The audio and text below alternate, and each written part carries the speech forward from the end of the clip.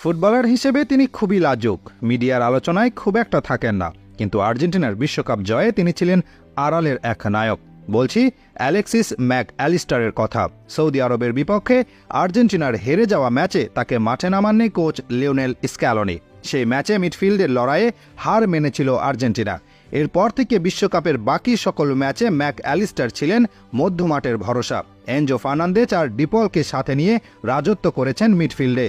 বিশ্বকাপের বাকি ম্যাচগুলোতে আর্জেন্টিনা আর কখনো মিডফিল্ডে দুর্বলতা অনুভব করেনি, যার অন্যতম কারিগর ছিলেন ম্যাক অ্যালিস্টার।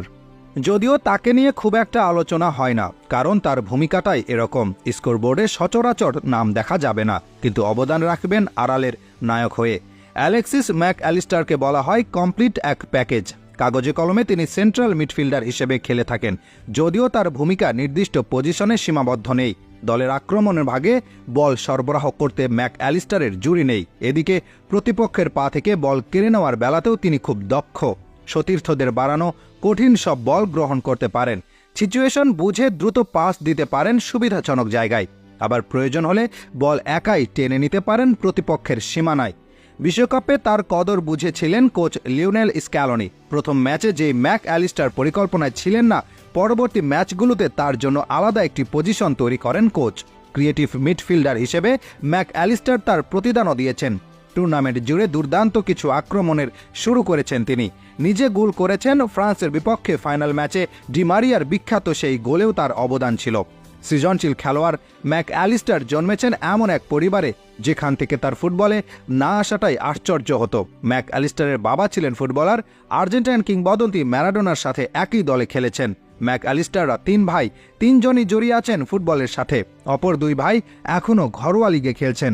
তবে ম্যাক অ্যালিস্টার ইতিমধ্যেই পৌঁছে গেছেন সাফল্যের সর্বোচ্চ শিখরে। ছোটবেলা থেকে ফুটবলের নেশায় মজে ছিলেন আর্জেন্টাইন এই তারকা।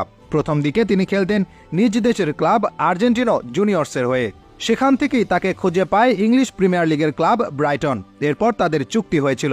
2 বছর পর ইংলিশ প্রিমিয়ার লিগে আসবেন ম্যাক অ্যালিস্টার, কিন্তু 2 বছর পার হবার আগেই তাকে ডেকে পাঠায় ব্রাইটন। পুরনো মিডফিল্ডারের ইনজুরি ম্যাক অ্যালিস্টারের কপাল খুলে দেয়। এরপর তাকে আর পিছু ফিরে তাকাতে হয়নি। যদিও ব্রাইটনে প্রথম সিজন ছিল খুবই কঠিন, নতুন পরিবেশে মানিয়ে নিতে খুবই সংগ্রাম করেছেন ম্যাক অ্যালিস্টার, কিন্তু একসময় তিনি হয়ে ওঠেন ব্রাইটনের মূল খেলোয়াড়। মিডফিল্ডে তার নিয়ন্ত্রণ নজর কাড়ে অন্য সবার। আর্জেন্টিনার কোচ লিওনেল স্ক্যালোনিও হীরা চিনতে ভোলেননি। বিশ্বকাপ বাছাই পর্বের 2টি ম্যাচে ডাক পেয়েছিলেন ম্যাক অ্যালিস্টার। এর আগে 2019 সালে একটি প্রীতি ম্যাচে তার অভিষেক হয়েছিল, তবে নিজের বিশ্বকাপের সবচেয়ে বড় চমক পান বিশ্বকাপের আগে।